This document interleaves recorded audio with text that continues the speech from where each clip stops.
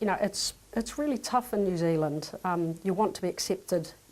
We talk about being inclusive, but a lot of the times the behaviour from others in New Zealand doesn't demonstrate that we are an inclusive country. We wanted to ask locals in New Zealand to reflect on the mosque attacks in Christchurch on March 15th, 2019. Has this attack been forgotten? Could such a tragedy bring any positives? Did the attacks affect the non-Muslim community? 15 days, 15 videos, marking the 2-year anniversary of the day that shook New Zealand. This is what they had to say.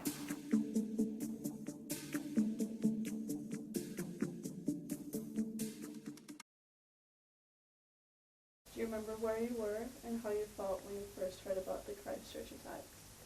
Yeah, I was with my nephew on a day off work and just finishing some leave, and I remember just getting numerous texts from colleagues at work and phone calls and just thinking, this just can't be real. And every phone call and every text I got, it was worse and worse and worse, and I thought, this isn't our country. The 15th of March was a day of big emotions. We had, at lunchtime on the 15th of March, thousands of young people marching in the streets to the Octagon here in Dunedin on the school strikes march. It was a really overwhelming event in terms of the hope that it generates for a better future for our country and for our world. And then very soon after that, obviously, we heard the devastating news coming out of Christchurch, which was horrific, you know, and the absolute opposite end of that spectrum of emotions in terms of what we want our world to look like and what we want our future to be like. So it was a significant day on a number of fronts. I'll never forget where I was on March 15, 2019. I was in Cathedral Square. The students were on strike for climate justice, and they demanded that their city leaders come to the square and receive their open letter with their demands for a dedicated response to climate change. And so that's where I was. I received the letter, I got off the stage, and someone handed me a mobile phone and showed me the story that was showing on the local newspaper's website, which was essentially that there'd been a shooting at the mosque. At that stage, to be honest, I didn't believe it. Didn't believe it could be true. I guess at the time, because I couldn't believe it, I went back to the office. I actually got caught up in the students again. They came down to the council building after they had been in the square, and they continued their protest inside the council building. So I got up and spoke to them, and it was at that time that I was actually beckoned to come away from that conversation, and I was told that the police wanted us to keep the young people in the building. We were essentially locking down because they were searching for a shooter who had killed many people at the mosque. So at that time I felt it in the pit of my stomach, and I knew it was true, and I can't think about what that meant. I couldn't think about what that meant. Just all sorts of thoughts racing through my mind, but just thinking of the people and what had caused it. Would you say that xenophobia or intolerance is something that's common in New Zealand?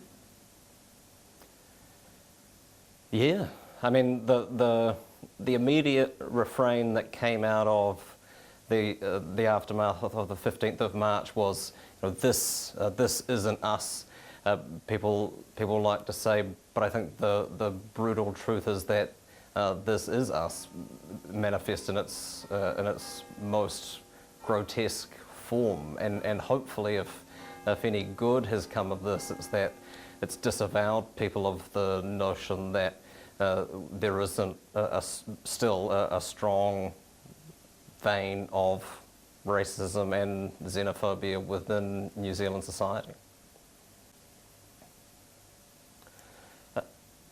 It's not something that I have direct experience of, but my wife tells stories about, walking home in the wintertime in Dunedin, which is a cold climate, and wearing scarves around her head in order to keep herself warm, walking home in our cold climate, and receiving very pointed abuse from people directed at her. Now, whether or not that is a result of the assumptions people made about her religious beliefs or not, it doesn't seem like a very long bow to draw that, that is what's driving some people to make unsolicited comment about people walking down the street. So, these things are sadly endemic, and it's something that's on all of us to try and address at its root cause, rather than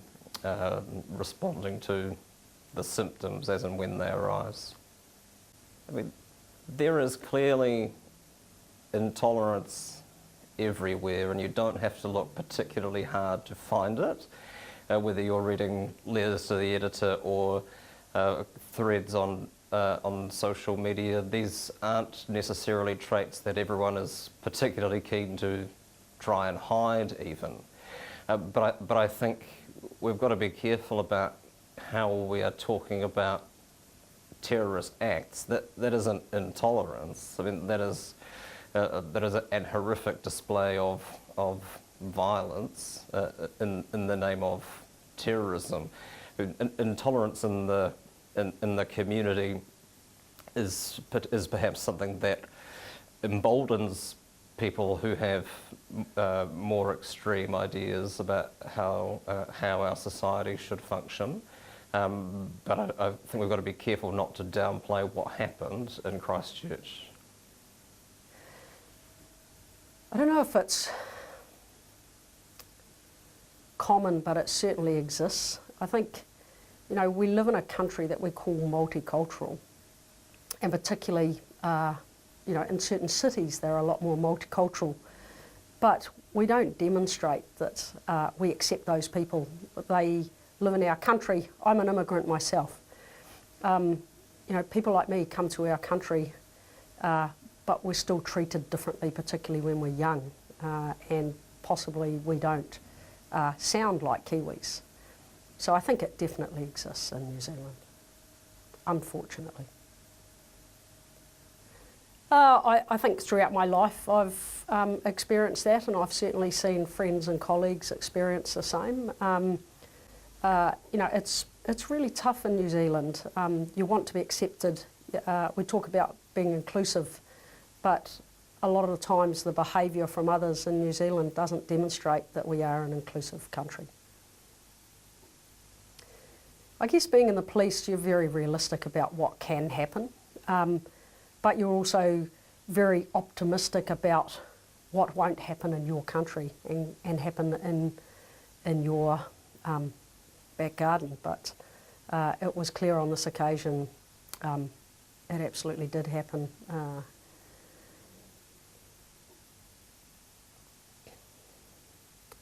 Hoped it never would, but it did. In general. I'm really, unfortunately, going to say that I'm intolerant towards a word called tolerance. I don't like the word tolerance. The reason I don't like it is that it assumes that somebody has a right to sit above and sit in judgment of someone who has, a different religious view from oneself, or comes from a different culture or different background, different place. And I personally prefer the word understanding, which comes from getting to know people. So So I don't believe that we should be tolerant to others. I think we should be welcoming of and embracing of diversity and difference. Difference is good. To sit around the table with a group of people who come from the same background, you get groupthink.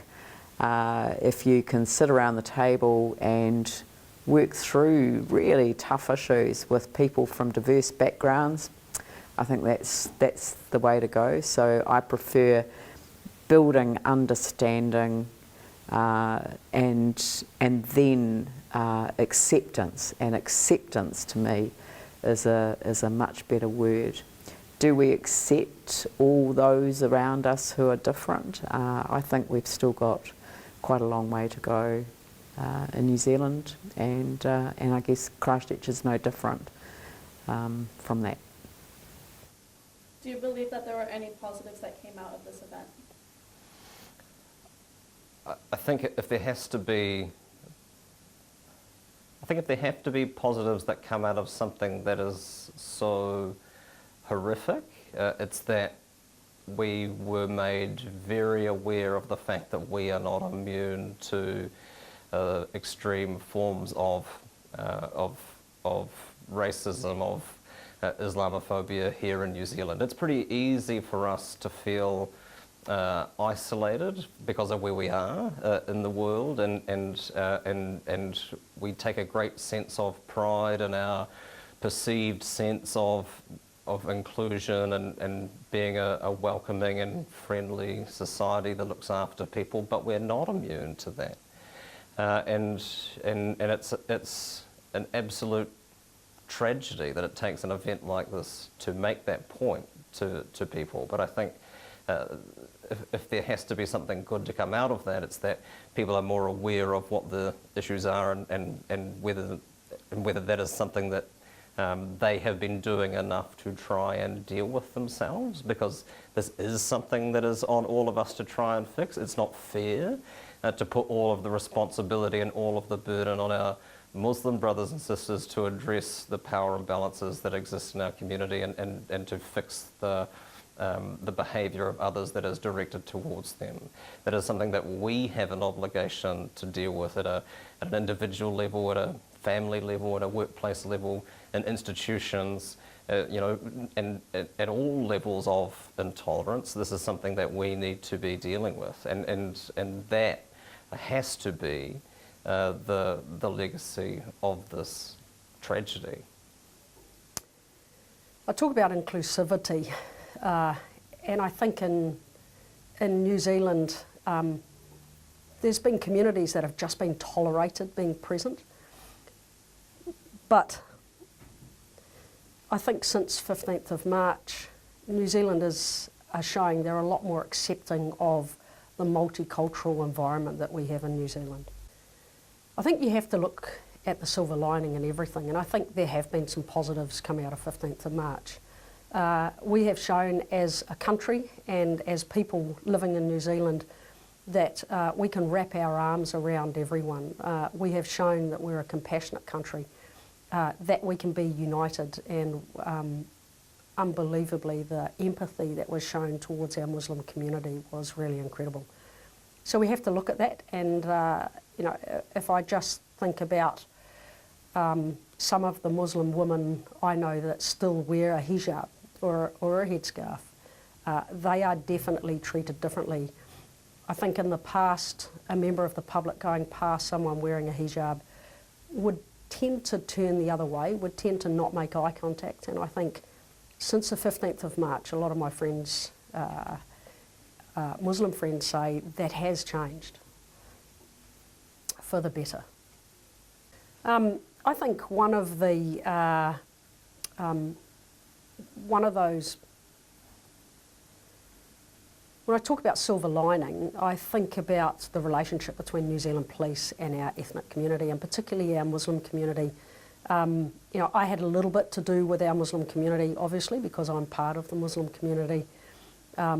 Through work, I had a bit to do with that community. But I must say, since the 15th of March, we as an organisation, I'm incredibly proud of what we've achieved as an organisation. We've really shown how we can engage with our ethnic community, and particularly our Muslim community, since the 15th of March. And I think it's broken down a lot of barriers between the Muslim community and New Zealand Police. There's a lot more trust than there's ever been. So that's a real positive that's come out of the 15th of March. We have shown real unity and compassion and support for one another as New Zealanders. And I think, you know, if we do think about the likes of COVID that followed on, I think from my sense, we're a little more tolerant and a little more patient of each other as New Zealanders. So whether that's the relationship between the New Zealand Police and our community, or whether that's within the community, I think we're a lot more understanding and tolerant. But there's a long way to go. For me, it's about feeling inclusive. Now, we talk about a diverse community, and we talk about wanting diversity in New Zealand. And we talk about wanting our people, or people, whether it be in New Zealand Police or our community, to be ethnic and show and be proud of who they are and what they stand for. And yet we've marginalised some people. And I'm not talking about the New Zealand Police, I'm talking about New Zealanders have marginalised some ethnic communities and other communities because they're different. For me, there's an opportunity now for those communities to walk towards our organisation, the New Zealand Police, and us to walk towards them. The next step from diversity is inclusion. Everyone should feel like they belong. And right now, it doesn't always feel like that. Our ethnic community don't always feel, and our Muslim community don't always feel like they belong to New Zealand. They are in New Zealand. But in order for them to feel like they belong, we need to have social cohesion. And most of all, we all need to focus on inclusion. That means a sense of belonging. It's taken me a long time personally to feel included in the New Zealand Police, and that's not through anything the New Zealand Police did. That's because of me choosing not to tell the New Zealand Police for over 20 years who I was and what I stood for. And I'm incredibly proud of that today. And I just hope that everyone else that sees this clip, it doesn't matter how different you are, you know, we need our community to make us feel like we are part of New Zealand and we belong here. That for me is success. There were three things about the way our community responded that have always stuck in my mind. First of all, the incredible strength of the local Muslim community who'd been the targets of this extremist terrorist attack.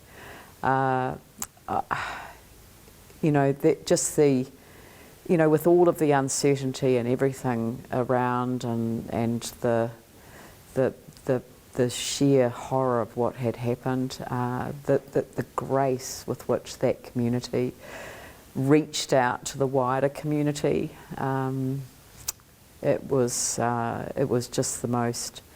It was just filled with humanity and really powerful expression of everything that the Muslim community stood for. Our Prime Minister was outstanding. Her labelling this as a terrorist attack straight away, and her instant empathy with the community who had been targeted in this way. And then coupled with that, the most extraordinary response from our own community who just wanted to reach out and help and to show their love and support.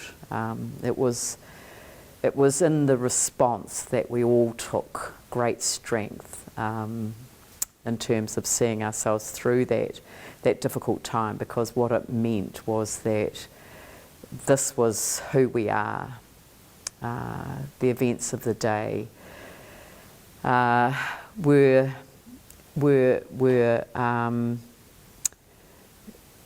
sort of the anger that would be sitting behind that would be quelled by the compassion that flowed from the people.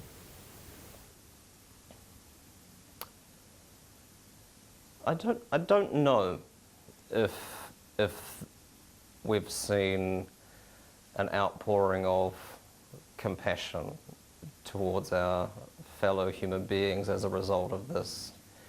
And again, you don't have to look far for examples in the daily discourse, whether it's around tangata whenua and Māori and treaty issues, or whether it's around the plight of New Zealand citizens who are currently abroad in far more perilous public health situations through COVID-19. It's something that requires constant attention and constant reflection. I mean, we saw a great outpouring, very public outpouring of compassion and togetherness in the immediate aftermath of the events of March 15th. But whether that has had any enduring effect on the national psyche, I wouldn't be so sure, sadly. And it's, and the real test of our character collectively isn't what you do in times of tragedy, it's what you do in peacetime, in your day-to-day life. And sadly, all too often there are too many examples that present themselves that show us how far there is still to go in dealing with these wider cultural issues that we have.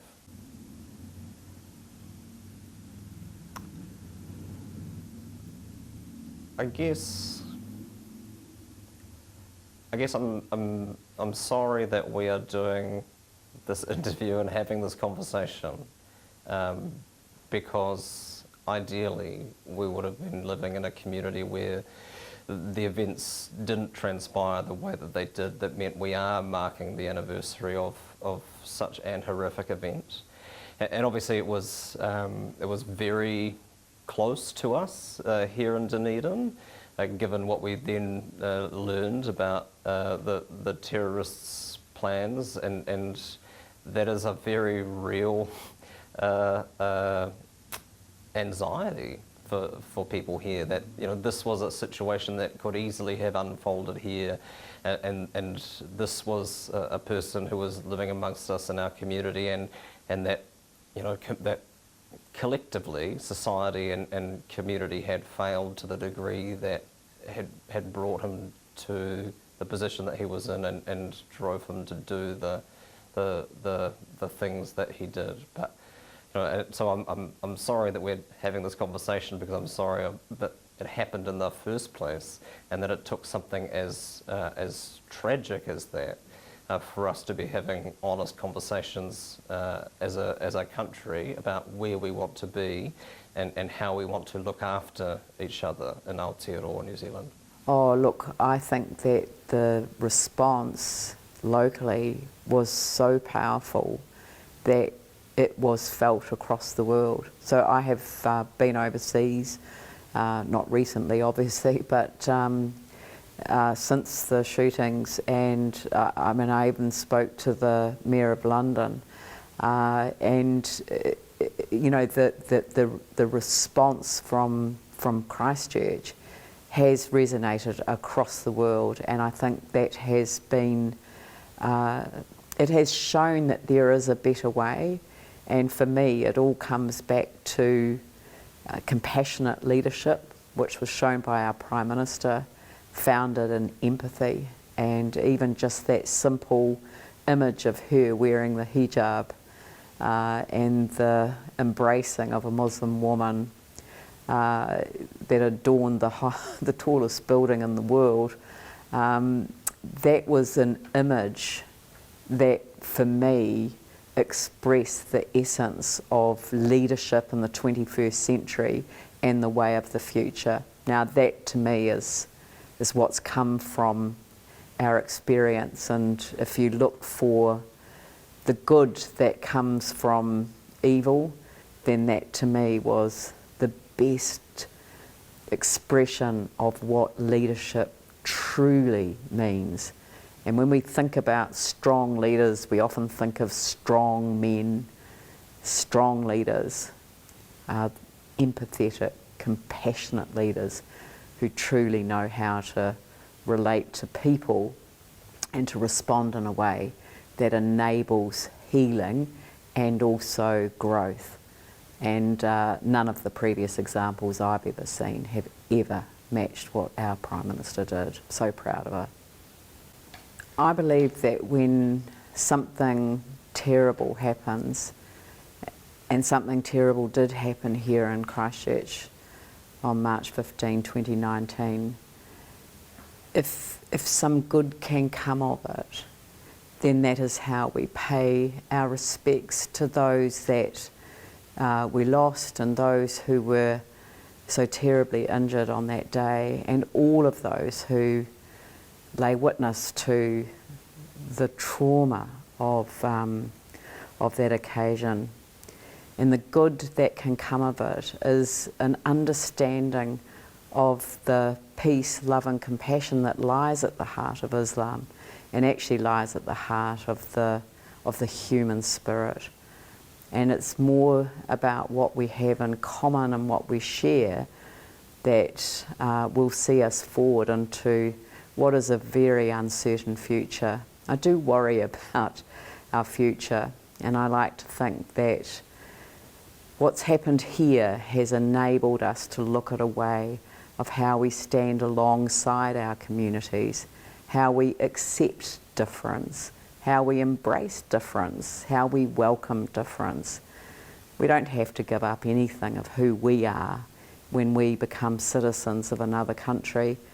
We are part of that whole country, and we are all enriched by the diversity that we're able to benefit from. We've got lessons to be learned. We've got experiences that have helped us grow and understand what it is that we need to do. And we will continue to reach out to our Muslim brothers and sisters to make sure that everyone feels safe in what is a very safe and secure country, and know that that you have been embraced and loved by your community, because your community is our community together. So we promote diversity, we promote people come to the table, be different. So whether it's an ethnic community, whether it's a, whether it's something else, whether it's age, whether it's gender, whether it's ethnicity, whether it's any other form of difference, it's about narrowing that gap between how different we are, and not just wanting to have them there to tick a box to say we've got a diverse community, we represent a diverse community. It's about every single person that sits around a table feeling like they deserve to sit there and they belong there. It's about every person walking down the street, whether you wear a hijab or a headscarf, whether you've got, whatever it might be, whether you wear whatever traditional cultural dress you wear, it's about you not feeling that you're different. And the way you don't feel different is by you feeling like you are accepted and you are included. And the big word for me is that sense of belonging is everything. I didn't feel like I belonged for a long, long time in New Zealand Police, and it's just taken me far too long, and I hope that I can influence a whole lot of other young women particularly, but people in New Zealand, to not wait like I did. I want to open the door, and I want to make a difference, and if this is the way I do it, then that's really good.